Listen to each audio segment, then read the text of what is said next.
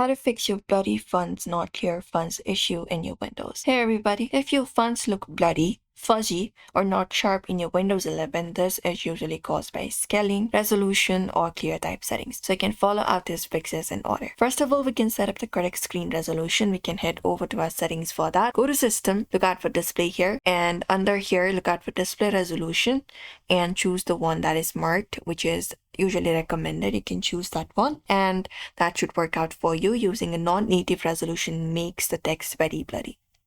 Also, fix your scaling settings. So in your settings itself, go to System and look out for Display, and you can look out for Scale and Layout and choose Scale, and you can just go over and look out for the recommended value, usually 100%, 125%, or 50%. If you're using a custom scaling value, then you can remove it and use it.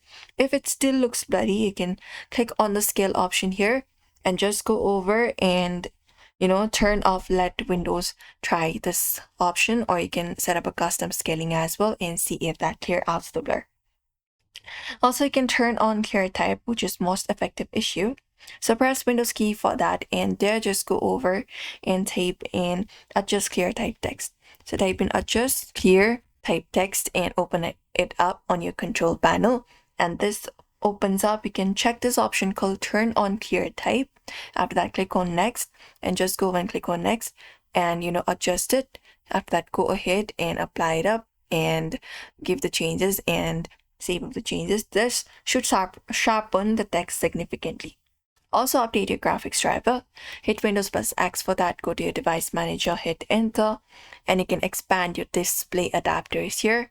Expand it up. Once you find it up, you can right click on it, look out for the option called update driver, and you can update your driver to the latest version available. And that's it. And you can also check your monitor cable. You can use HDMI or DisplayPort and make sure that the cable is secure. But usually these are the methods you can follow up for fixing the issue. So we hope this video was helpful. Give this video a like and subscribe for more.